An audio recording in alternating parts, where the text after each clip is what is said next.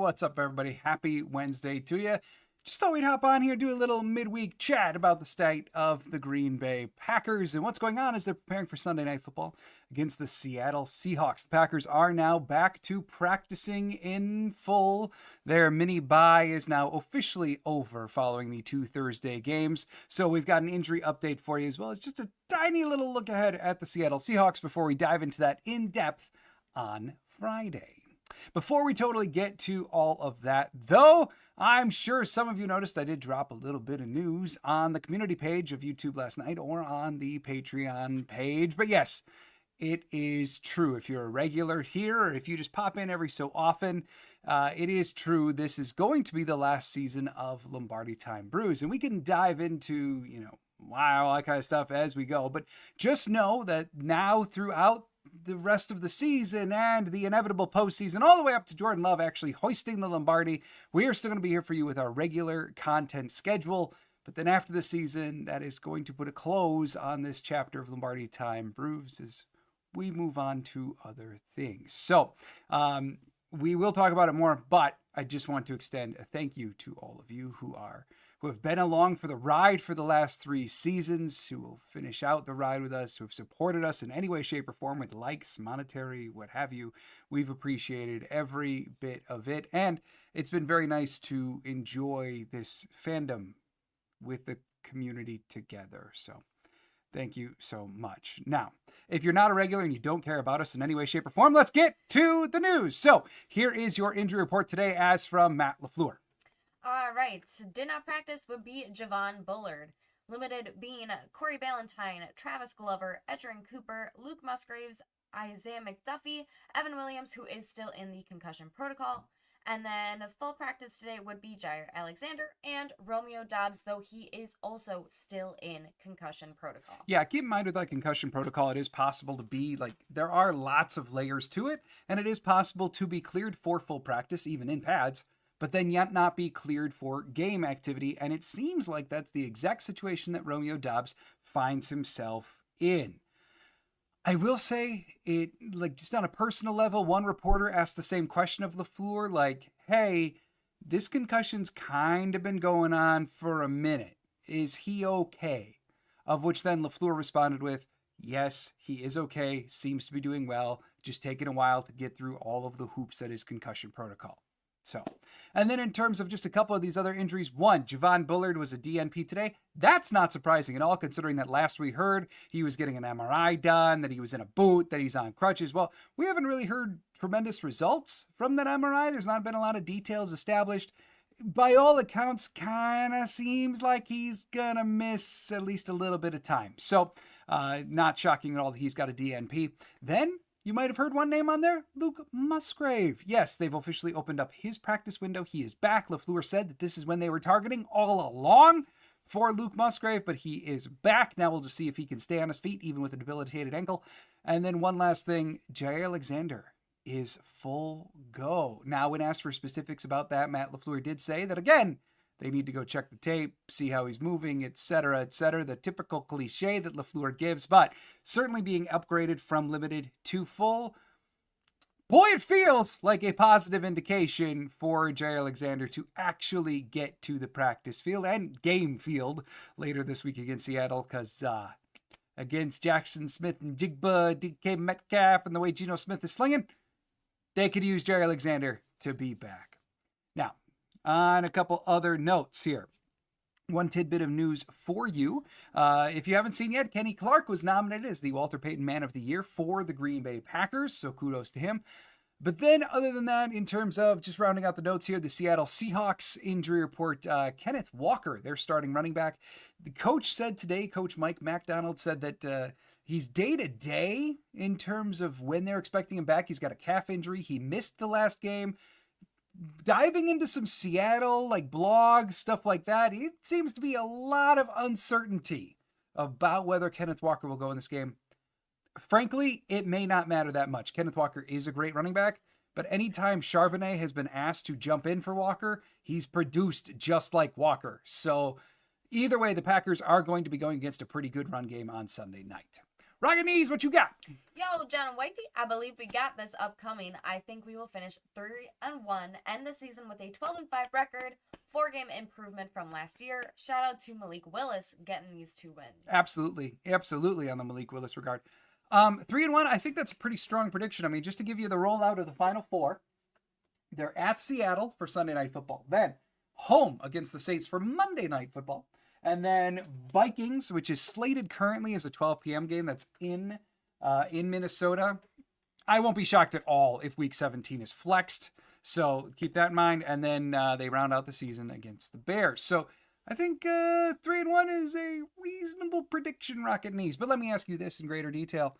Who is that one loss coming against? I'm curious to know. But yeah, to your point, massive improvement over last year. Certainly Malik Willis deserving his flowers as well.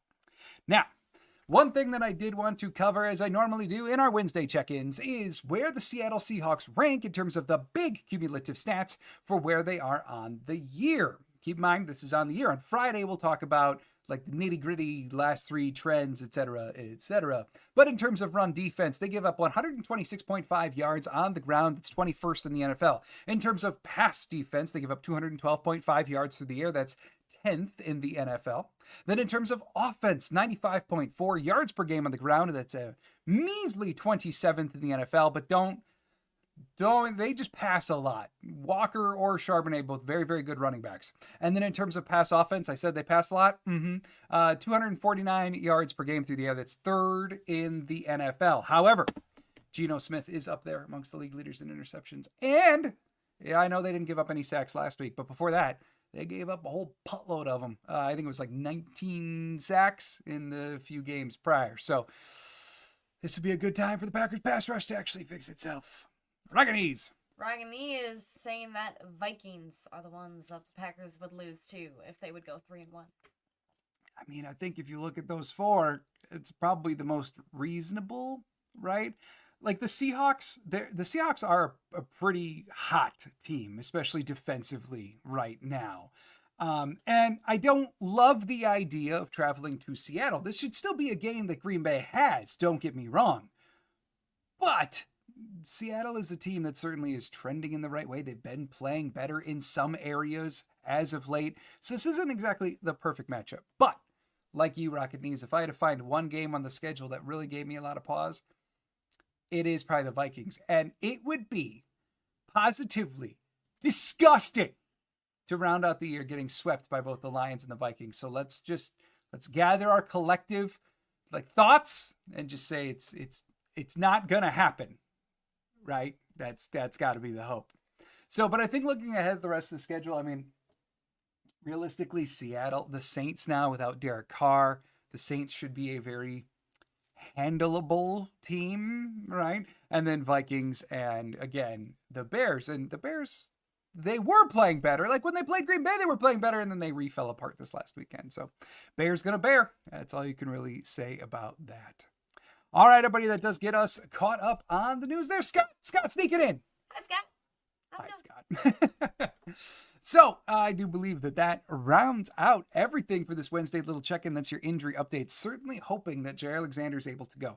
Luke Musgrave back on the practice field, but I'm not going to pretend to think that Musgrave is actually going to play this weekend. I think that's probably still a week or 2 out. Still certainly good to get him back on the field. And then Dobbs, and the other one that I would say too, Evan Williams. Like if they miss out on both Bullard and Williams again, that's a gaping hole in the middle of the secondary that frankly is going to take a lot of shifting to fix. So certainly got to hope there. And then Dobbs as well, just kind of getting to the point for Dobbs' own sake. Rockany is saying thank you for the updates. Geno will give us the ball. I'm not worried. Maybe I'm too optimistic.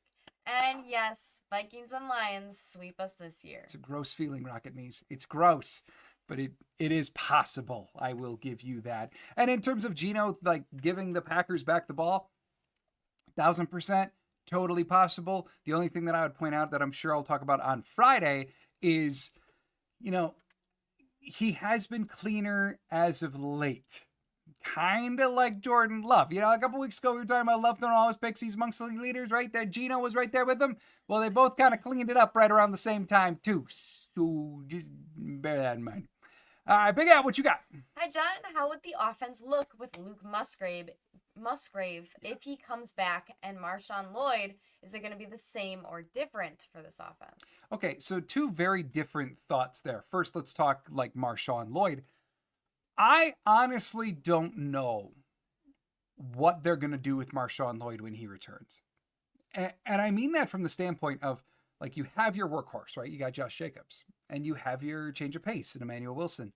But then they seem so comfortable in Chris Brooks as that, like, third down pass back, right? And we know that Marshawn Lloyd, one of his deficiencies was pass blocking. So Lloyd isn't going to replace Brooks.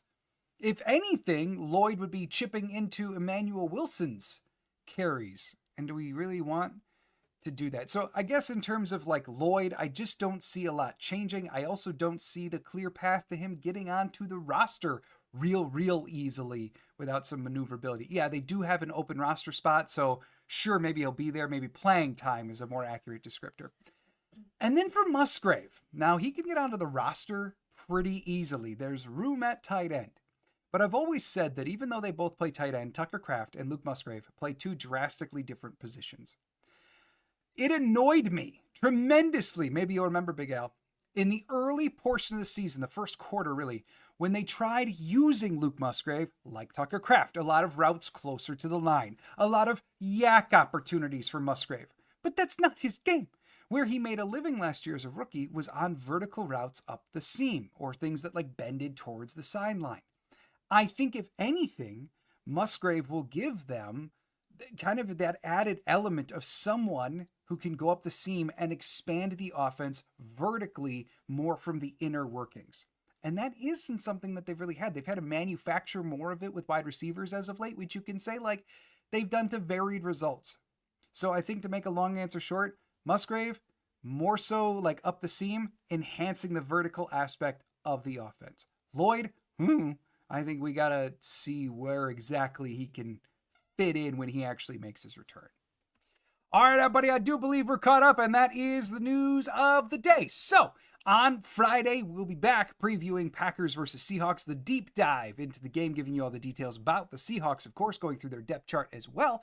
And then on Sunday, of course, we'll be here for a watch party, Packers versus Seahawks, Sunday Night Football. So for both now and for the last 3 seasons, thank you so much, everybody. And as always, go Packers.